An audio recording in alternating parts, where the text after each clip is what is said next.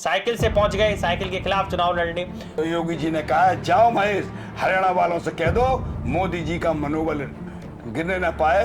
विद्युत की एक बड़ी समस्या जिले में कहें या आपकी विधानसभा बदायूं में कहें उभर कर आई है, उसके लिए क्या कुछ सरकार से पहल करेंगे? 5 दिन पसीना बहा लो तो महेश गुप्ता को एमएलए बनाने के लिए, 5 दिन पसीना बहा लो भारतीय जनता पार्टी की सरकार लाने के लिए, और फिर 5 साल महेश गुप्ता पसीना बहाएगा तुम्हारी खुशहाली के लिए। एक सवाल मैंने पूछा था मंत्री जी आपसे, आपने उत्तर नहीं दिया मुझे। जिले में कई बार भ्रष्टाचार व्याप्त, विश्व का प्रभावशाली नेता, विश्व का ताकतवर नेता कोई है तो भारत का प्रधानमंत्री नरेंद्र मोदी। यानी जो कम काम करने वाले हैं वो भी अब काम करने लगे, क्योंकि सोशल मीडिया पर दिख रहा है, वो लोगों से कहते हैं अरे भाई वो विधायक जी इतना काम कर रहे हैं, तुम क्या कर रहे हो, तुम क्या कर रहे हो। सही बात तो ये है, मुझे तो चैलेंज मुझे लगता ही नहीं, क्योंकि मेरा जो मंत्र है अच्छा सोचो अच्छा होगा, आज नहीं तो कल होगा, कि 1 साल तक सोना मत खरीदो। माननीय मोदी जी ने कहा, मैं सन 84 से ही सोना न छूता हूँ न पहनता हूँ। मैंने प्रतिज्ञा कर रखी है कि मैं न सोना छूऊंगा न पहनूंगा। तो मैंने प्रतिज्ञा की कि मोदी जी तुम्हारा प्रधानमंत्री बनेंगे तभी मैं अन्न ग्रहण करूंगा। नमस्कार, आप देख रहे हैं सी न्यूज भारत और मैं हूं ऋषभ सक्सेना। आप सभी का बहुत बहुत स्वागत है सी न्यूज भारत के विशेष कार्यक्रम संवाद में। उत्तर प्रदेश जो उत्तम प्रदेश बनने की ओर अग्रसर है, अब उत्तर प्रदेश में विधानसभा चुनाव महज कुछ महीनों बाद संपन्न होने जा रहे हैं। इसी बीच अब उत्तर प्रदेश की यात्रा पर सी न्यूज भारत निकल गया है। आज हमारे साथ स्टूडियो में मौजूद हैं उत्तर प्रदेश के बहुत ही लोकप्रिय जिला बदायूं से बहुत ही लोकप्रिय और जनता के प्रिय पूर्व मंत्री नगर विकास, मौजूदा विधायक महेश चंद्र गुप्ता जी। गुप्ता जी, बहुत बहुत स्वागत है सी न्यूज भारत के विशेष कार्यक्रम संवाद में। धन्यवाद। मंत्री जी, उत्तर प्रदेश उत्तम प्रदेश बनने की ओर अग्रसर है। अब महज 6 से 7 महीने का ही वक्त बचा है और उसके बाद सरकार बदलेगी या यही सरकार रिपीट होगी, ये देखना बहुत दिलचस्प होगा। लेकिन क्या लगता है अभी कायाकल्प होने में कितना कुछ बाकी है और कितना कुछ हो चुका है? देखिए, जिस नेतृत्व की कथनी और करनी में अंतर नहीं होता है उसकी वाणी में दम होता है।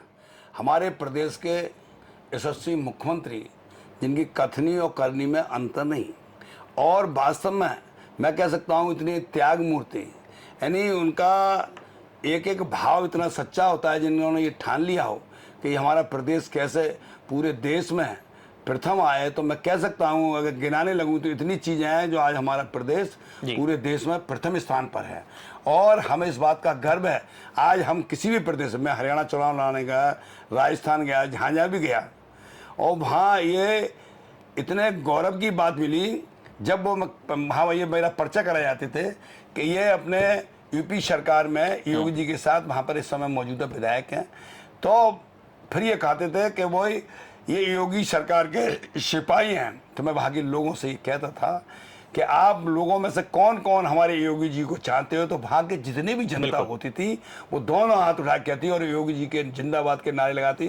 तो मैं ये कहता था अगर आप योगी जी को चाहते हो तो योगी जी ने कहा, जाओ महेश, हरियाणा वालों से कह दो मोदी जी का मनोबल गिरने ना पाए।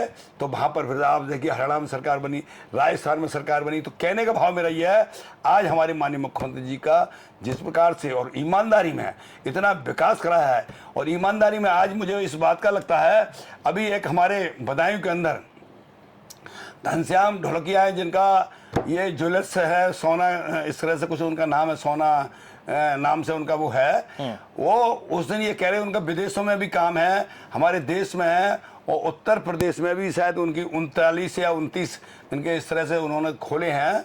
तो उस दिन उनके जो मुख से भाव निकला, मैं बड़ा प्रसन्न हुआ। बोले मैं आज इस प्रदेश में मैं देखता हूँ पहले आदमी गायब हो जाते थे, और एक घटना उन्होंने बताई, किसी का बैग गिर गया, वो बैग गिर गया तो परेशान था, लेकिन उसका फिर बैग वहीं मिल गया। ये कितनी बड़ी बात सब है। तो मैं कह सकता हूँ आज हमारे प्रदेश का जिस प्रकार से विकास हो रहा है और जिस प्रकार से लोग बेफिक्र घूम रहे हैं और वास्तव में गौरवान्वित घूम रहे हैं, और हम कह सकते हैं देखिए आज उन्होंने मैंने जैसे जो गुलामी का कुछ चिन्ह टाइप की बात की, जैसे क्या 500 साल पहले बाबर का सेनापति मीर बाकी ने हमारी राष्ट्र की धरोहर ही नहीं, वो बर्बर का अत्याचार के प्रभु राम का मंदिर ध्वस्त किया, और मंदिर ध्वस्त नहीं किया। बहुत से जो आज मैं ये बिल्कुल गर्व से कह सकता हूं कि जो इस्लामुद्दीन, निहालुद्दीन और बबरुद्दीन हैं, इनके पूर्वज और हमारे पूर्वज सब एक ही थे, तो इस प्रकार का अत्याचार हुआ। आज माननीय योगी जी के ज़माने में, माननीय मोदी जी के ज़माने में आज वो 500 साल का इतिहास बदला है और वहाँ ऐसा भव्य राम मंदिर, विश्व का सिरमौर राम मंदिर, जिसकी वास्तव में एक हम भूर जितनी प्रशंसा की जाए वो कम है। तो अगर मैं गिनाने लगूं तो हमारे इतने प्रदेश का जो आगे को उत्तम कितने एक्सप्रेस वे हैं, यानी विकास की बात देखी जाए तो आज अगर देखी जाए, जैसे हम विधायक हैं, ये बात अलग है कि हम विधायक हैं तो हम अपनी विधानसभा की चिंता कर रहे हैं, लेकिन जब तक विधानसभा में प्रदेश से विकास को धन नहीं आएगा तो हम कोई अलग से नहीं करा दें। हमारी जो निधि है केवल उसी से करा सकते हैं। लेकिन आज मैं कह सकता हूं मेरी विधानसभा में जितने भी रोड हैं, हर रोड पीडब्ल्यूडी से, आज ये रोड, आज ये रोड, ये रोड, ये रोड। अच्छा मंत्री जी, अब बात चूंकि विधानसभा की जब की जाएगी तो विधानसभा के विकास की बात की जाएगी। विधानसभा के कई ऐसे विकास के मॉडल हैं, चाहे बारातघर हो जो आप बना रहे हो, उत्सव भवन हो, चाहे रोडवेज की मांग हो, उसके लोकार्पण की मांग हो, उसके शिलान्यास के बाद वहां पर लगने वाले पत्थर के बाद वहां के नव निर्माण की बात हो, तो कई बार ये देखा जाता है क्रेडिट लेने की एक होड़ मच जाती है। जिले में विकास कराता है कोई और क्रेडिट ले जाता है कोई, तो कई बार ऐसा देखा जाता है। तो ये विकास कहां से आता है? क्या सांसद विकास कराते हैं, क्या अन्य कोई जनप्रतिनिधि विकास कराता है, और या आप लेटर देते हैं और बाद में ये होड़ मच जाती है कि आखिरकार ये कराया किसने पूरे जिले में? ऐसा देखिए, मैं फिर वो कहता हूं, जनता हर कुछ जानती है और अब जनता इतनी जागरूक है। मैं आपको बिल्कुल एक सही बता रहा हूं, अब आज का जमाना ऐसा है, आप छोटे बच्चे को भी बेवकूफ नहीं बना सकते। यानी आप ये समझो, हम मोबाइल चलाना पूर्ण रूप से नहीं जानते और छोटा बच्चा फटाफट सब जानता है। तो कहने का भाव मेरा ये है, मेरे मन में तो केवल ये बात रहती है कि हम कितना अच्छा विकास कराएं। जैसे अभी आपने कहा, अब हम चीज़ों को लगते हैं, जैसे आज हम माननीय मुख्यमंत्री से मिले या जिससे भी अधिकारियों से मिले, अपने नेताओं से मिलते हैं, मिलते मिलते उन फिर पीछे पड़ते हैं कि साहब ये काम कब हो गया, फिर यहाँ है और फिर उसको पूर्ण हम करा लेते हैं। तो कार्य तो जनता फिर जानती है कि वास्तव में इन्होंने मेहनत की है। और मैं तो आपको सही बताऊंगा जी, मैंने विधानसभा को माँ माना है। ये कहता हूँ मैं, विधानसभा मेरी माँ है, क्योंकि मैंने जनता में एक वादा किया था। मैंने कहा था कि चुनाव में 5 दिन रह गए थे, तो मैंने कहा 5 दिन पसीना बहा लो तो महेश गुप्ता को एमएलए बनाने के लिए, 5 दिन पसीना बहा लो भारतीय जनता पार्टी की सरकार लाने के लिए, और फिर 5 साल महेश गुप्ता पसीना बहाएगा तुम्हारी खुशहाली के लिए। तो मैं तो चूंकि जो जिम्मेदारी मिली है उसे निभा रहा हूं। आज हमारे माननीय मुख्यमंत्री जी को जो जिम्मेदारी मिली है, ईमानदारी वो निभा रहे हैं। आज हमारे देश के प्रधानमंत्री को जो जिम्मेदारी मिली है वो निभा रहे हैं। जब हमारा नेतृत्व इनकी कथनी और करनी में कोई अंतर नहीं, ना मोदी जी की में ना योगी जी की में, तो मैं ही क्यों अंतर करूं?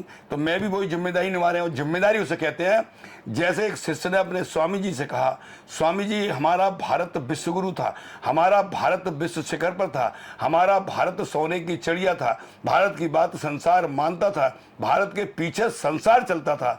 वो दिन कब आएगा जब भारत हमारा विश्व शिखर पर होगा? तो स्वामी जी ने कहा, सुन बच्चा, मैं इसका सूक्ष्म उत्तर देता हूं। तो उन्होंने कहा, जो व्यक्ति जिस जिम्मेदारी पर है वो जिम्मेदारी बखूबी निभाने लगेगा, उसी दिन भारत हमारा विश्व शिखर पर होगा। आज हमारे मोदी जी अपनी जिम्मेदारी निभा रहे हैं, तो भारत का डंका विश्व में है। आज इंडिया टुडे जी की न्यूज है, विश्व का प्रभावशाली नेता, विश्व का ताकतवर नेता कोई है तो भारत का प्रधानमंत्री नरेंद्र मोदी। यानी सर्वे कहते हैं कि भारत प्रधानमंत्री नंबर 1। ताकत की जब बात होती है मंत्री जी, तो अक्सर जिक्र होता है कि जिले में कई अनियमितता सामने आती है। कई बार अधिकारियों की अनियमितता सामने आती है, कई बार ये देखा जाता है कि अधिकारियों की लापरवाही या कहें कि अफसरशाही की वजह से जनता में एक त्राहिमाम का माहौल देखा जाता है। कई बार आपने भी कुछ शिकायतें करी। अभी हाल ही में विद्युत की एक बड़ी समस्या जिले में कहें या आपकी विधानसभा बदायूं में कहें उभर कर आई है, उसके लिए क्या कुछ सरकार से पहल करेंगे, किस तरीके से उस पर कार्य? जैसे वैसे तो हमारे यहाँ विद्युत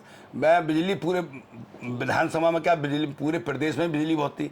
एक जमाना ऐसा था कि बिजली आती नहीं थी, तारों पे कपड़े सूखते थे, लेकिन पूरे प्रदेश की विद्युत व्यवस्था बहुत अच्छी थी। लेकिन भाई तूफान जो आया, आंधी जो आए, इतने खंभे उखड़ गए, ट्रांसफार्मर उड़ गए। अब आप बताओ कितनी बड़ी समस्या है, एकदम भाई तूफान और जो प्रकृति का प्रकोप होता है, उस आपदा आती है, उससे तो कोई कर नहीं सकता। लेकिन उसके बावजूद भी आज हमारे मुख्यमंत्री जी इतने सजग हैं। अभी पीछे उन्होंने मीटिंग ली, फिर कल व्यवस्था करी है। और आप समझो इतनी सब कुछ होते हुए, जिसमें हमने अपनी विधानसभा में अभी पीछे एक अनगुइया बिजली घर स्वीकृत कराया था और उसका शिलान्यास हो गया और वो लगभग पूर्ण रूप से बन भी गया है। उसका 4-6 दिन में उसका लोकार्पण होगा। और उसी समस्या को देखते हुए अपनी विधानसभा में 2 बिजली घर मैंने अभी मंजूर कराए हैं, एक बनगोटा बिजली घर और एक माता की मसीना की बड़ी है।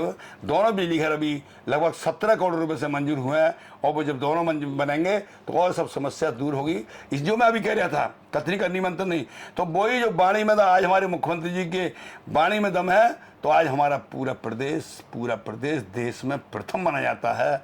तो मैं फिर कहता हूँ, हम सब लोग अपनी जिम्मेदारी निभाएंगे तो वहाँ हर कुछ अच्छा होगा। मंत्री जी, आप जो कि आपका जो नाम है वो शुमार होता है उस सूची में जो एक कद्दावर सूची होती है, और वो इसलिए होता है स्वर्गीय मुलायम सिंह यादव के खिलाफ अकेले चुनाव लड़ने का फैसला किया, चुनाव लड़ने पहुंच गए, साइकिल से पहुंच गए, साइकिल के खिलाफ चुनाव लड़ने, और उसके बाद जब बात होती है विधानसभा के विकास की तो अकेले ऐसे विधायक नजर आते हैं जो भ्रष्टाचार पर अपनी सरकार के खिलाफ मुख्यमंत्री को लेटर लिखते हैं, बताते हैं भ्रष्टाचार है, इस पर नकेल कसिए। क्या कुछ पूरा प्रकरण था और क्या कुछ पूरा मामला था? देखो ऐसा है, सच्चाई तो ये है, पहले 1996 में भारतीय जनता पार्टी ने प्रत्याशी की घोषणा कर दी। अब अगले दिन घोषणा पर माननीय मुलायम सिंह जी की हो गई, सपा मुखिया राष्ट्रीय अध्यक्ष माननीय मुलायम सिंह जी अपनी नामांकन भरेंगे। तो भारतीय जनता पार्टी का जो प्रत्याशी था वो चुनाव मैदान से हट गया कि मैं उनके खिलाफ चुनाव नहीं लड़ूंगा। तो पार्टी ने फिर मुझ पर भरोसा किया।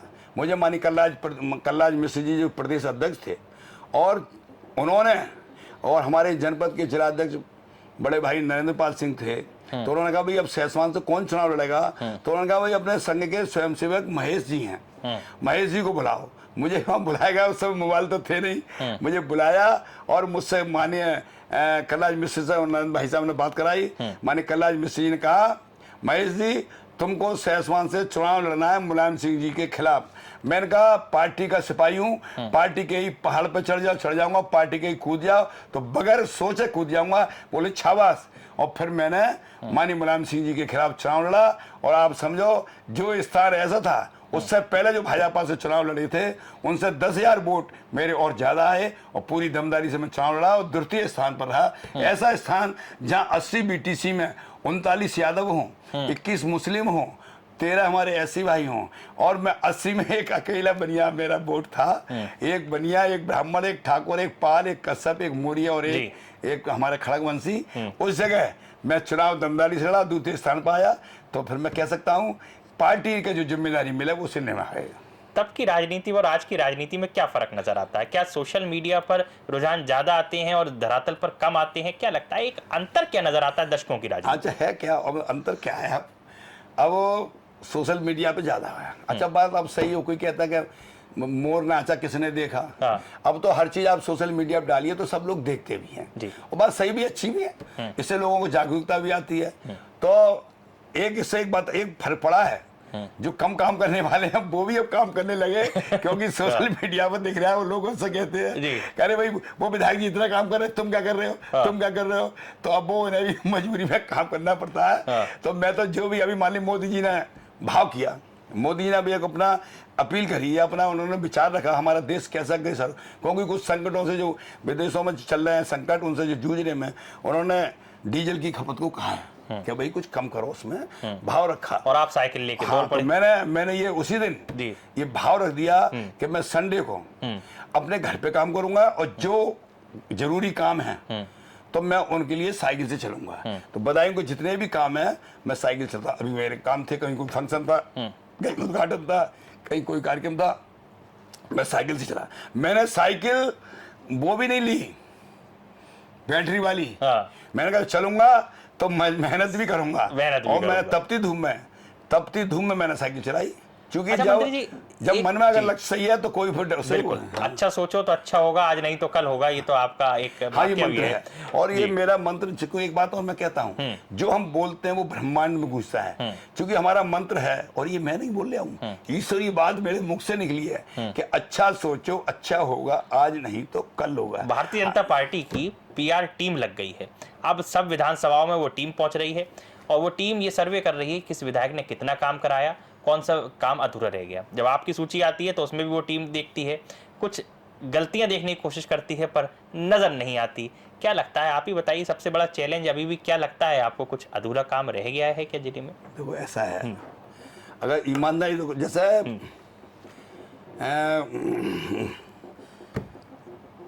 कि मेरा कहने का भाव जो है गुण सब गुण संपन्न या तो वो तो ईश्वरीय होता है, देवता में होता है। मनुष्य में अगर छांटो कोई ना कोई उसमें कमी निकल आती है। लेकिन मैं फिर कहता हूँ, चूंकि मैं कहता हूँ जिम्मेदारी से मिली, मैंने विधानसभा को अपनी माँ माना है, तो उस हिसाब से मैं एक एक पल एक क्षण बेकार नहीं जाता। मैं रात के 12 बजे सोऊं, 1 बजे सोऊं, 2 बजे सोऊं, और मैं लोगों से संबोधन कहता हूं 5:10 पर फोन करोगे तुम्हारा फोन उठाऊंगा। और क्यों करता हूं मैं ये सब? इतनी मेहनत कर, मुझे वास्तव में कतई मन में अफसोस ये नहीं है कि मैं काम इतना मेरा रह रहा है। मैं पूर्ण संतुष्ट हूं, जो जिम्मेदारी मिली हुई मैं निभा रहा हूं। इसलिए मैं लोगों से कहता हूं, मुझसे लोग बहुत कहते हैं कि मंत्री जी आप बहुत मेहनत करते हो, बहुत मेहनत करते हो। तो मैं लोगों से कहता हूं जब तक शरीर में है दम काम करेंगे हम। और बुढ़ापे में मैं तुम सबके सारे मौज लेंगे हम। तो मुझे तो बुढ़ापे में मौज लेनी है। और मंत्री, जिले में जब आप इतनी कद्दावर छवि रखते हैं, विधानसभा में कई बार पहुंचते हैं, तो विरोध भी हो जाता है, जाहिर सी बात है। अब विपक्ष का विरोध तो एक तरफ है, लेकिन सत्ता पक्ष में अपनी पार्टी के बीच अपने ही लोगों का कई बार विरोध के स्वरों को देखना किस तरीके से देखते हैं? ऐसा है, सुनो, है क्या, राजनीतिक क्षेत्र है। राजनीति में थोड़ा है कि वो सोचते हैं कि अब मुझे टिकट मिल जाए तो वो लकीर मिटाने की कोशिश करते हैं, कम हो जाए, 4 बुराई ढूंढते हैं। लेकिन ईश्वर की हरि बोल की ऐसी कृपा है, वो ढूंढते रहे। मैं तो पूर्ण संतुष्ट इसलिए हूँ चूंकि पार्टी की वजह से, ईमानदारी से। मैं तो गांव में रहने वाला व्यक्ति, हल मैंने चलाया है, नराई मैंने की है, और मेरा खेत एक चांदबारी खेत था। मैं 1.25 किलोमीटर से मैं घास की गठरी सिर पर रखकर और मैं गांव लाता था। मैं 16 किलोमीटर जुनावे की बाजार जाता तो साइकिल से चला के जाता था मैं, और 16 किलोमीटर वापस आता था। कहने का भाव मेरा है, आज पार्टी की कृपा से मुझे फिर जिलाध्यक्ष बनाया, फिर ये बनाया, वो बनाया, फिर मंत्री भी बनाया, फिर विधायक बनाया। 3 बार विधायक हूँ, और पूरी मुझ पर पार्टी की कृपा है। तो पार्टी का जो आदेश सिर बात है उसे आज से प्रसाद माने की काम करूंगा। एक सवाल मैंने पूछा था मंत्री जी आपसे, आपने उत्तर नहीं दिया मुझे। जिले में कई बार भ्रष्टाचार व्याप्त था, कई बार जो आधिकारिक त्रुटियां थी या कहें जो लापरवाही थी वो सामने आई। आपने कई बार लेटर के माध्यम से मुख्यमंत्री को अवगत कराया, स्वयं मिले, उस पर योजनाबद्ध तरीके से कार्य करने की एक तरीका भी सुझाया और करवाया भी। क्या लगता है कि भ्रष्टाचार आज भी कई विभागों में जड़ों पर पहुंच चुका है और उस पर काम करने की बेहद आवश्यकता है? तो ऐसा मैं आपको बताऊंगा, है क्या, मुख्य रूप से जो नेतृत्व है उसमें पब्लिक की निगाह जाती है, जो ईमानदारी की बात है। जैसे मान लो हमारे मोदी जी हैं, कथनी करनी में कोई अंतर नहीं और ईमानदारी में 100% ईमानदार है। आज हमारे मुख्यमंत्री की कथनी करनी में कोई अंतर नहीं, और जनता कहती है।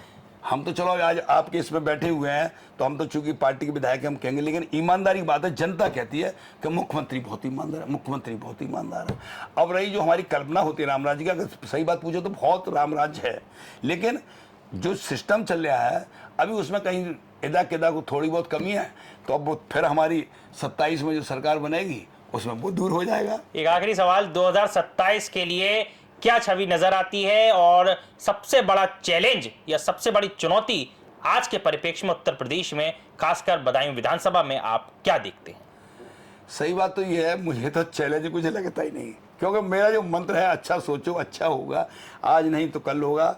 जो एक बात बताऊं, सच्चाई यह है कि आज भी जब 2-2-4 होते हैं, तो जब विपक्ष में भी हो, भले ही वो मंच पे ना कहें, लेकिन घर बैठे तो कहते हैं हाँ 4 ही होते हैं, समझो। लेकिन मैं आज कह सकता हूं, मुझे इस बात का गर्व है, चाहे विपक्ष के लोग भी है, जो जनता है वो ईमानदारी में अंदर से भी कहती है कि हाँ महेश गुप्ता मेहनती काम कर रहे हैं, ईमानदारी में काम कर रहे हैं, सच्चाई में काम कर रहे हैं। तो जब मैं उसकी खुशबूदार चर्चा सुनता हूं तो मुझे परम सुख की प्राप्ति होती है। तो मैं तो, मेरा जो लक्ष्य है कि मैं जो जिम्मेदारी मिली है वो निभा रहा हूं। जो जिम्मेदारी मिली है तो उसे बाकायदा, जो भी अब कार्यकाल रह गया है उसमें भी पूरे मन से। और मैं तो आपको सही बता रहा हूँ बात, धर्म से, ईमानदारी की मैं तो जनता से कहता हूँ, क्योंकि मैं जहाँ जिसने मुझे विधायक बनाया है, आज मेरी विधानसभा में पार्टीबंदी खत्म कर दी, झगड़े फसाद खत्म कर दिए। और मैं सुबह को जब पूजा करता हूँ तो हरिबोल होते हैं, और भी देवी देवता हो, तो मैं उनसे कहता हूँ, हे हरिबोल महाराज, मेरी कोई बात नहीं, मैं फटा पुराना, भूखा प्यासा, त्याग, तपस्या, ईमानदारी, सच्चाई में मुस्कुराते गुजर कर लूंगा। लेकिन ये मेरे लोग, ये सब फलें फूलें, तरक्की करें, इनके घरों में खुशहाली हो, खेत हो तो हरियाली हो, ये प्रसन्न होंगे, इनके बीच में मैं बैठ जाऊंगा, मैं प्रसन्न हो जाऊंगा, और मैं 3 बार अपना शंख बजा देता हूँ, और बस फिर जनता मेरी खुशी। और मुझे इससे बड़ी कोई बात। एक जनता के मन में सवाल ये जरूर रहता है कि इतने साल हो गए विकास को, बावजूद उसके जो बदायूं का रोडवेज है उसका लोकार्पण नहीं हो पाया, उसका जो नवीनीकरण होना चाहिए था वो नहीं हो पाया। ना हो गया, 1 से 6 करोड़ रुपए मंजूर करा दिए जी। 1 से 6 करोड़ में ऐसा हमारा वो पीपी मॉडल बस अड्डा बनेगा। आप देखना कि ये कब तक बन जाएगा? अब बनेगा वो, अभी तो स्वीकृत हुआ है, हाँ। अब उसका शिलान्यास कराएंगे। और अभी स्मार्ट सिटी का भी सिस्टम हो गया, स्मार्ट सिटी होगी। यूं ही कोई विकास पुरुष नहीं बन जाता, यूं ही कोई पुरुष नहीं बन जाता। एक बात मैं बता दूंगा आपको, मोदी जी ने भी कहा कि 1 साल तक सोना मत खरीदो। हाँ। माननीय मोदी जी ने कहा, मैं सन 84 से ही सोना ना छूता हूं ना पहनता हूं। मैंने प्रतिज्ञा कर रखी है कि मैं ना सोना छूऊंगा ना पहनूंगा। मैंने तो अब तक, क्योंकि मैं लोगों से एक बात और कहता हूं, तुम कहते हो कलयुग और मैं कहता हूं सतयुग, हृदय में सब तो वो चीज होने लगती है। मैंने अब तक जितनी भी प्रतिज्ञा की, मैंने 6.25 साल आतंकवाद खाते में वो प्रतिज्ञा की। जिस दिन माननीय मोदी जी का शपथ ग्रहण समारोह हुआ उस दिन मैंने अन्न ग्रहण किया। फिर मैंने जो कोरोना काल था, हमारे नाती विश्वप्रिय, हमारा बेटा विश्वजीत है, उसका बेटा विश्वप्रिय, उसके जन्मदिन पर हमारी धर्मपत्नी ने कहा कि उसका जन्मदिन कैसे मनाओगे? तो मैंने कहा सुनो, जनप्रतिनिधि वो होता है, जनता दुखी तो वो दुखी, जनता सुखी तो वो सुखी। और आज अब हम नाती का जन्मदिन इसलिए मनाएंगे क्योंकि 26 अप्रैल 2021 का उसका जन्मदिन था, भगवान परशुराम के जन्मदिन। तो फिर मैंने कहा जाओ, अब इस रूप में मनाऊंगा। कोरोना नामक शत्रु मेरे प्यारे भारत ही नहीं, जब तक विश्व से नष्ट नहीं होगा, मैं अन्न ग्रहण नहीं करूंगा। और आप ताज्जुब करोगे, WHO की रिपोर्ट आई तो वो कोरोना खत्म हुआ, तो हमारे माननीय उस समय प्रदेश अध्यक्ष भूपेंद्र सिंह जी थे, वो बदायूं आए, कार्यकर्ताओं ने कहा हम मंत्री जी को, हाँ मंत्री जी को ना अन्न ग्रहण का, तो वो भूपेंद्र सिंह भाई साहब बोला, रहे महेश जी भाई साहब अभी मत करना, जब माननीय मोदी जी दोबारा प्रधानमंत्री बने और तब अन्न ग्रहण करना। मैं ठीक, मैं फिर अन्न ग्रहण नहीं किया। और फिर मैंने प्रतिज्ञा की कि मोदी जी दोबारा प्रधानमंत्री बनेंगे तभी मैं अन्न ग्रहण करूंगा। फिर मैं उसके बाद 10 अगस्त 24 को माननीय भूपेंद्र सिंह जी प्रदेश अध्यक्ष आए, उन्होंने खिलाया। माननीय अपने अर्जुन मेघवाल जी आए, वो भी उस कार्यक्रम में आए। और माननीय BL वर्मा जी हमारे बदायूं की हमारी शान है, जिन्होंने वास्तव में हमारा बदायूं में बहुत चमकाया। वास्तव में मैं हृदय से उनको इसलिए नमन करता हूं कि उन्होंने बदायूं में, जैसे लोग सोचते राज्यसभा के सदस्य हैं, राज्यसभा से कम करेंगे, लेकिन उन्होंने मेहनत करके हमारा बदायूं चमकाया है। तो उनके द्वारा फिर अन्न ग्रहण हुआ। तो आज 6.25 आज तक जो प्रतिज्ञा की हैं वो सब पूरी। अब मेरे मन में भाव ही रहता है कि अब हमारा भारत विश्वगुरु कब बने, और एक भारत श्रेष्ठ भारत हमारा कब बने, वो भी एक मन में कोई लहर है, भाव है। समाजवादी पार्टी को लेके तो कोई मन में संशय नहीं रहता, कोई एक बड़ा चैलेंज तो नहीं रहता जिले के अंदर समाजवादी पार्टी? समाजवादी गुणा भाग करते हैं, पीडी चिल्लाते हैं। हाँ देखिए, मैं एक बात बताऊंगा आपको, मान लो मैं विधायक हूँ, मुझ में जिम्मेदारी है, मैं बाद में जो मैंने काम अच्छे किए हैं तो मैं बाद में को जनता करेगी। जब वो सरकार में थे माननीय अखिलेश यादव जी, उस समय उन्होंने PDA की चिंता ना की। अच्छा आप बताओ, पिछड़ा दलित अल्पसंख्यक बोलते हैं, पिछड़े में जब भी कोई नौकरी मिली तो सैफ इटावा के क्षेत्र, जैसा भी आप सब जानते हो कैसा है वो, मैं अपने मुंह से किसी को नहीं कहना चाहता। दलित बहन जी मायावती ने जो नाम रखे थे वो सब नाम बदल दिए जिलों के, और किस प्रकार से हाल था। अब चूंकि अब कुछ नहीं हो तो कौन तुम्हारी बात का विश्वास करेगा कि तुम ये सही करोगे? तो मैं फिर कहता हूं जो जिम्मेदारी है, आज योगी जी बोलते हैं तो उनकी बारी में वो तो साफ कहते हैं, जिले में स्पष्ट कहते हैं मंत्री जी कि उन्होंने मेडिकल कॉलेज दिया और भाजपा सरकार में मेडिकल कॉलेज में अनियमितताएं सामने आ रही है। अरे मेडिकल कॉलेज क्या, सुनो, मेडिकल कॉलेज में भी हमारे केंद्र सरकार का पैसा होता है, लेकिन चलो मैं मानता हूं, लेकिन वहां पर सरिया सीमेंट कहां था? और आप बताओ, मेडिकल कॉलेज को अगर ईमानदारी बात पूछी जाए तो हमारे माननीय मुख्यमंत्री जी इतना पैसा दिया, आज मेडिकल कॉलेज में कक्षाएं चलने लगी, बच्चे पढ़ रहे हैं, और MBBS के बच्चे पढ़ रहे हैं, और आज कितना अच्छा वो मेडिकल हो गया। आप कुछ एक जगह संस्था ऐसी है उसने स्टे ले लिया, इसलिए रुका हुआ है। और आप समझो जो हमारा बाईपास भी था उसमें वो पुल नहीं था, वो 70 करोड़ रुपए माननीय मुख्यमंत्री जी से मंजूर करा गया, वो बाईपास चालू कराया, उसमें झूठ झंकर थे। तो वो अब अच्छा 4 लेन कैसे घटिया से मतलब आज बताइए 6 लेन बनने आया, तो वो समाजवादी पार्टी कुछ नहीं, वो घोड़ा भाग है। और हमारे भारतीय जनता पार्टी में एक एक कार्यकर्ता, क्योंकि भारतीय जनता पार्टी के जो कार्यकर्ता है उसके मन में ये भाव रहता है कि पहला हमारा राष्ट्र, उसके बाद हमारा दल और उसके बाद अपनी चिंता करता है। तो मैं कह सकता हूं कि वास्तव में हमारे भारतीय जनता पार्टी के जो कार्यकर्ता तपस्वी कार्यकर्ता है, क्योंकि वो ऐसी आत्मा है, जैसे मैं थोड़ी सी ये बात भी कह सकता हूं, समाजवादी पार्टी की आत्मा अखिलेश जी या माननीय मुलायम सिंह जी की रहे, और बसपा की आत्मा बहन जी मायावती रही, और भारतीय जनता पार्टी की आत्मा हमारे जो तपस्वी अपना तन मन धन सब कुछ खर्च के देश की चिंता करता है, और देश के बाद फिर दल की चिंता करता है। तो अगर ऐसा कार्यकर्ता किसी पर है तो वो भारतीय जनता पार्टी पर है। और जो मैं एक बात और कहता हूं, कोई भी त्याग तपस्या मेहनत बेकार नहीं जाती है। आज भारतीय जनता पार्टी का कार्यकर्ता इतना तपस्वी और सब कुछ है, वास्तव में मैं कह सकता हूं कितनी पीढ़ी तो उसमें चलेंगी जिन्होंने अपना सब कुछ, हमारे बहुत से हमारे संघ के स्वयंसेवक ऐसे रहे जिन्होंने ना तो माला पहनी, ना जिंदाबाद के नारे लगाए, और खुद ही धड़ी बिछाई, और वो करते करते आज पूरे देश में हमारे 22 राज्यों में हमारी सरकार है। बिल्कुल। और आगे भविष्य में सब अच्छा होगा, क्योंकि मंत्र फिर मैं कहता हूँ, अच्छा सोचो अच्छा होगा, आज नहीं तो कल होगा। बहुत बहुत शुक्रिया मंत्री जी सी न्यूज़ भारत से बात करने के लिए। आप थे हमारे साथ उत्तर प्रदेश के बदायूं जिले से, विधानसभा बदायूं से लोकप्रिय विधायक महेश चंद्र गुप्ता जी, जो कि पूर्व नगर विकास मंत्री भी रहे हैं उत्तर प्रदेश सरकार में। बता रहे थे किस तरीके से उत्तर प्रदेश बन रहा है, और बदायूं, खासकर बदायूं विधानसभा के जो विकास की बागडोर है वो किस तरीके से वो संभाले हुए हैं, और आगे की योजना किस तरीके से पटल पर लाने की तैयारी है। फिलहाल इस चर्चा में इतना ही। देश और दुनिया की तमाम खबरों के लिए आप जुड़े रहिए सी न्यूज़ भारत के साथ।